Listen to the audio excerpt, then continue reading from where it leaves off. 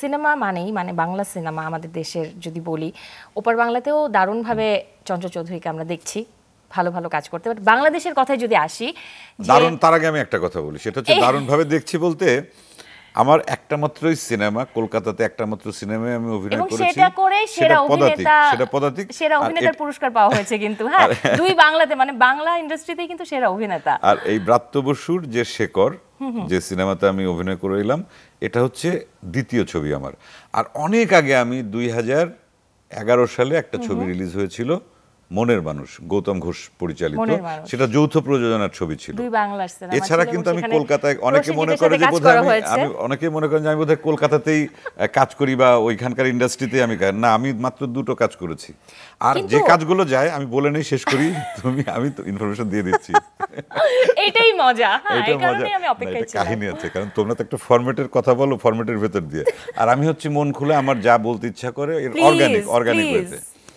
তা বাংলাদেশের যত কাজ ওখানে পপুলার, মানে মানে যত কাজ আছে আমার, বা যে কাজগুলো পছন্দ করে দর্শক, তার সব কাজই বাংলাদেশে বানানো।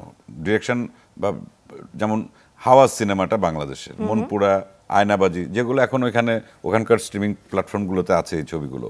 তারপর ওটিটি প্ল্যাটফর্ম, হইচইতে আমাদের যেগুলো কাজ আছে সব বাংলাদেশের কাজ। আমি আমার কাজ কিন্তু 95 to 80% কাজ হচ্ছে বাংলাদেশের কাজ, এবং আমি ওখানে বাংলাদেশের একজন শিল্পী হিসাবে পরিচিত, বা আমি শুধু একা না, এরকম আরো অনেক শিল্পী আছেন যাদের কাজ কলকাতার দর্শকরা বা নির্মাতারা বা ওখানকার আমাদের যারা সহকর্মী আছেন, অভিনেতা অভিনেত্রী, এরা খুব পছন্দ করেন। এটা তো একটা পজিটিভ দিক আমাদের জন্য।